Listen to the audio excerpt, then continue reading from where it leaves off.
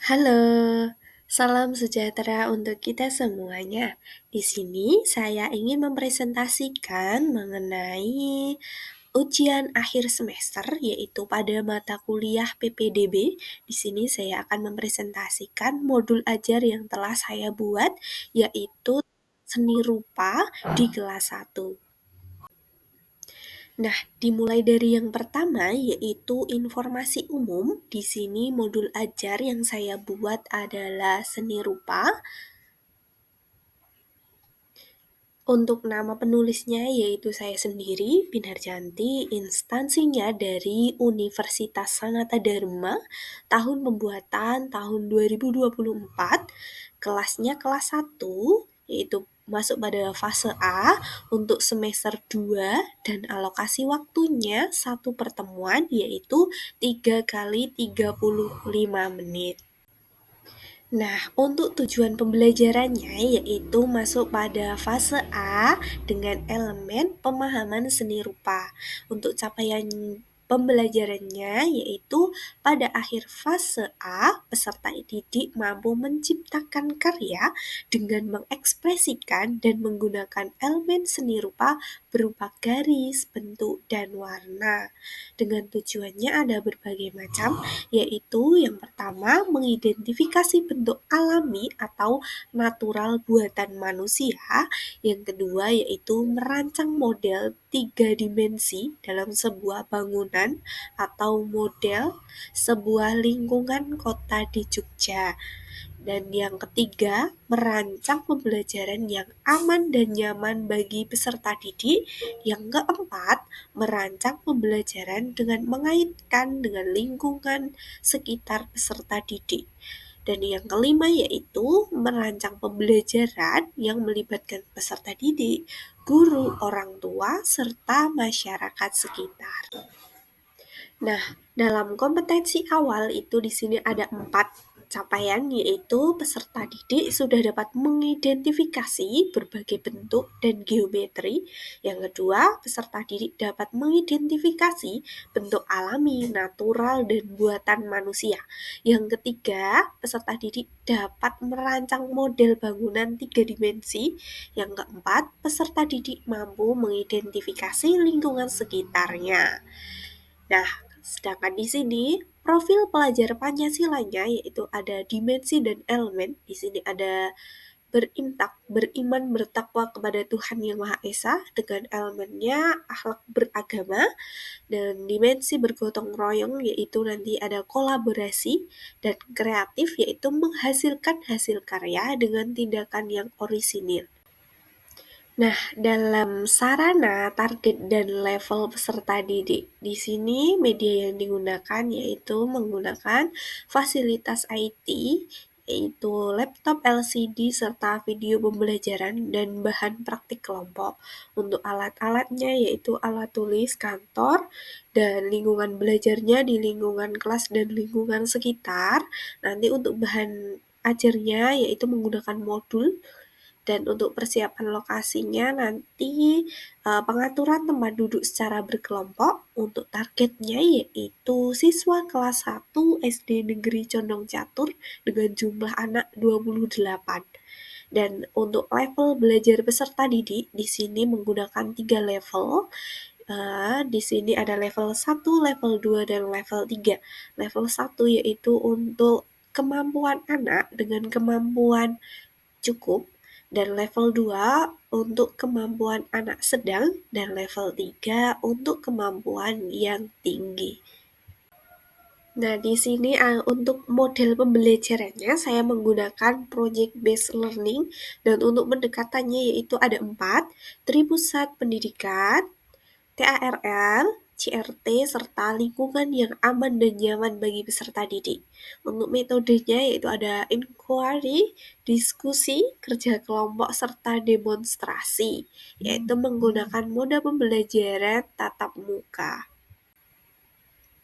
Nah, di sini ada pemahaman bermakna di mana ini untuk mengukur kemampuan siswa dengan berbagai pertanyaan pemantik mengenai tentang bangunan kota yang ada di sekitaran daerah Jogja.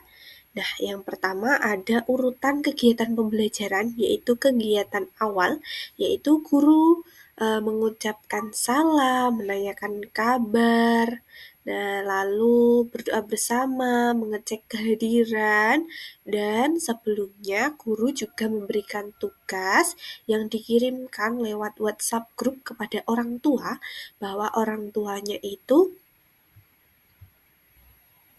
diajak bekerja sama untuk memajukan serta merealisasikan dari pembelajaran hari ini, yaitu orang tua membawa berbagai barang-barang yang diperlukan hari ini, serta orang tua dan siswa diberikan tugas dari guru untuk bertanya kepada ketua RT setempat pendapat mengenai kota Jogja dengan 3 kata, lalu dituliskan di buku tulisnya.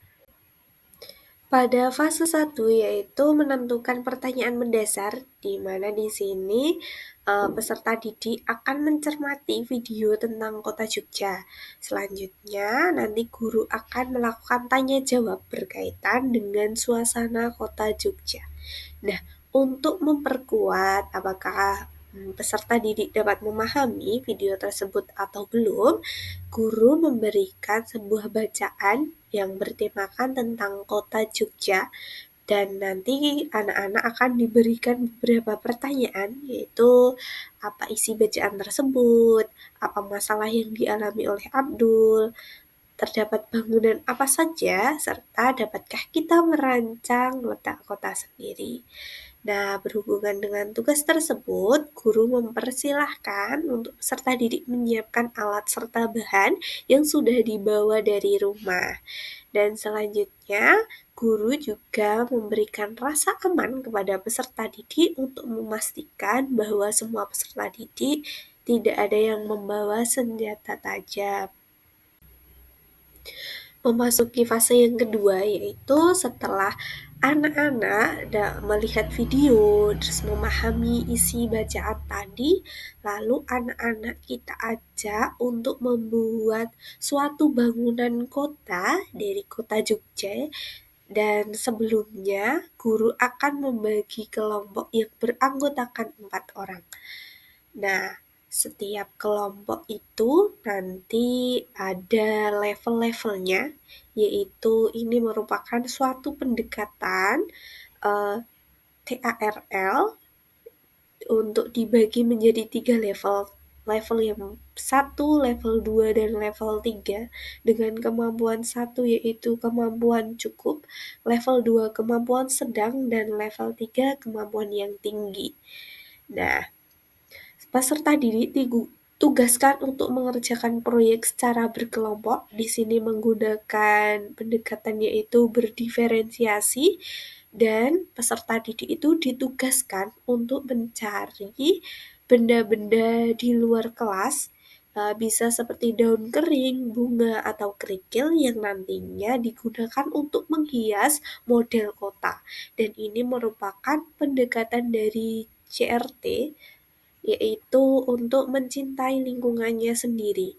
Dan yang terakhir yaitu guru memastikan kondisi di luar kelas itu aman dengan mengawasi saat peserta didik mencari barang-barang di luar kelas. Pada fase 3 yaitu menyusun jadwal, di mana peserta didik akan menerima LKPD yang diberikan oleh guru sesuai dengan level kemampuan peserta didik. Peserta didik dapat memilih alat dan bahan yang digunakan untuk merancang model kota Jogja.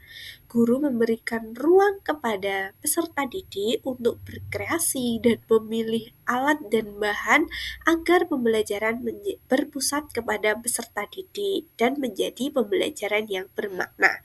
Untuk peserta didik dengan level 1 dan level 2, yaitu memilih barang yang digunakan untuk menjiplak bangunan, serta yang level 3, peserta didik dibebaskan untuk merancang model kota. Kegiatan proyek dimulai dikerjakan dengan durasi waktu 30 menit.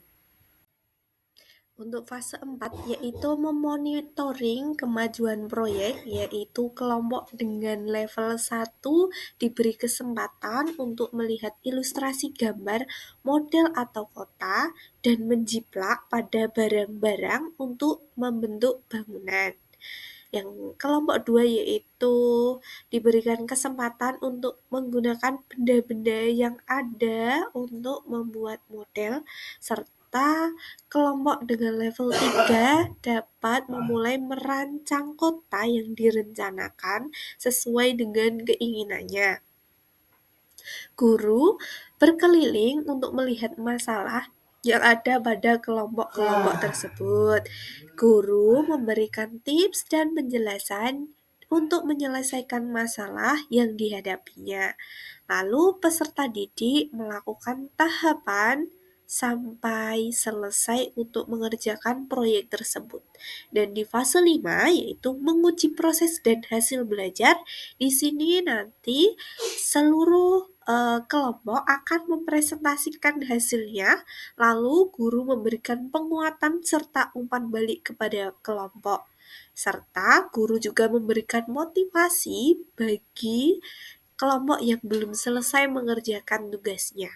Dan untuk fase 6 yaitu mengevaluasi pengalaman, di sini guru mengajak peserta didik untuk merefleksikan proses pengerjaan proyek dan presentasi yang telah berlangsung. Guru memberikan penguatan berbagai bentuk model kota yang aman, nyaman, dengan lingkungan yang bersih dan indah akan mencerminkan kota yang sehat. Dan guru bertanya pendapat siswa mengenai kegiatan proyek pada hari tersebut. Pada kegiatan akhir ini, guru dan peserta didik melakukan operasi semut di seluruh bagian kelas dengan tujuan agar ruang kelas menjadi bersih dan nyaman saat digunakan untuk belajar. Yang kedua, guru memberikan kesempatan kepada peserta didik untuk menyampaikan kesimpulan yang didapat pada pembelajaran hari ini. Setelah guru memberikan penguatan mengenai bentuk-bentuk model kota yang telah dibuat serta sesuai dengan modul dan buku sebagai panduan, peserta didik akan menerima lembar evaluasi dari guru dan peserta didik akan mengerjakannya secara mandiri. Setelah itu, guru menginformasikan untuk kegiatan hari selanjutnya. Guru mengajak peserta didik berdoa dan mengucapkan salam pada akhir kegiatan. Di sini ada asesmen yang digunakan, yaitu asesmen formatif digunakan sebelum pembelajaran, yaitu tertulis bentuk soalnya yaitu uraian singkat di sini untuk mengukur kemampuan belajar siswa berdasarkan levelnya. Dan yang kedua ada asesmen formatif ini digunakan selama proses pembelajaran. Di sini ada penilaian pengetahuan yaitu menggunakan tes tertulis, bentuk instrumennya yaitu soal pilihan ganda, dan penilaian sikap yaitu dengan observasi, kegiatan diskusi, dan bentuknya yaitu lembar observasi. Dari yang terakhir penilaian keterampilan di sini dengan penilaian proyek yang telah dibuat peserta didik. Bentuknya yaitu rubrik penilaian tugas dan proyek.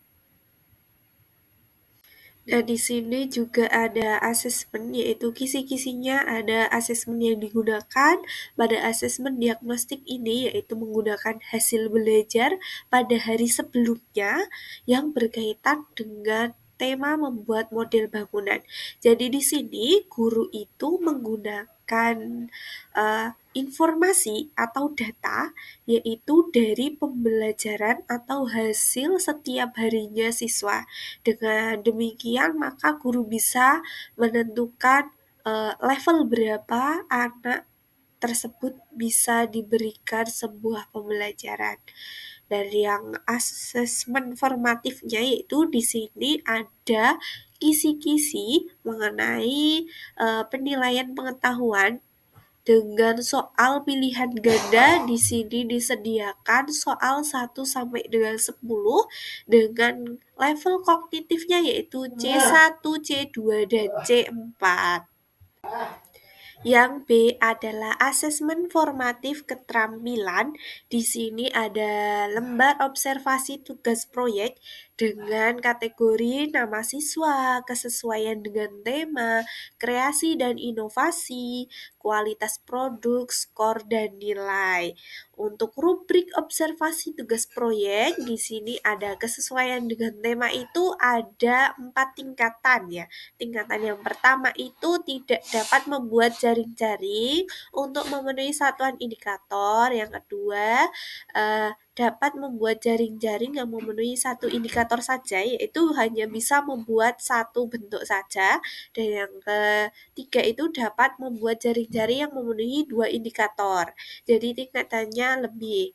Dan untuk yang keempat, yaitu dapat merancang model 3 dimensi menjadi model lingkungan kota yang sesuai dengan tema yang memenuhi indikator, dan terdapat bangunan geometri, terdapat fungsi dalam bangunan, terdapat jarak antar bangunan. Dan di sini juga tersedia soal evaluasi, di mana soal evaluasi ini bentuknya yaitu pilihan ganda. Nah, ini nanti skornya itu rank dari 1 sampai 10. Jika benar nilainya 1 dan jika salah nilainya 0. Begitu lalu dikalikan dengan 10. Adapun karakteristik peserta didik pada kelas 1B di SD Negeri Condong Catur itu memiliki karakteristik yang sangat beragam, di mana gaya belajarnya yang berbeda, ada visual, audiovisual, dan kinestetik. Dan yang kedua, tingkat kemampuannya yang berbeda, yaitu ada level 1, 2, dan level 3, yaitu level cukup, sedang, dan tinggi. Dan untuk karakteristik lingkungannya berbeda, dari latar belakang orang tuanya memiliki pekerjaan yang berbeda. Seperti itu, dan karakteristik budaya serta suku yang berbeda. Jadi di kelas 1 tersebut tidak hanya suku Jawa saja, namun ada juga dari suku Batak dan suku Bali. Dan untuk agamanya di kelas tersebut juga berbeda. Ada yang beragama Islam, beragama Katolik, beragama Kristen, serta beragama Hindu. Jadi, dengan demikian dalam satu kesatuan sekolah di kelas S1 SD Negeri Condong Catur itu terdapat banyak karakteristik yang sangat berbeda.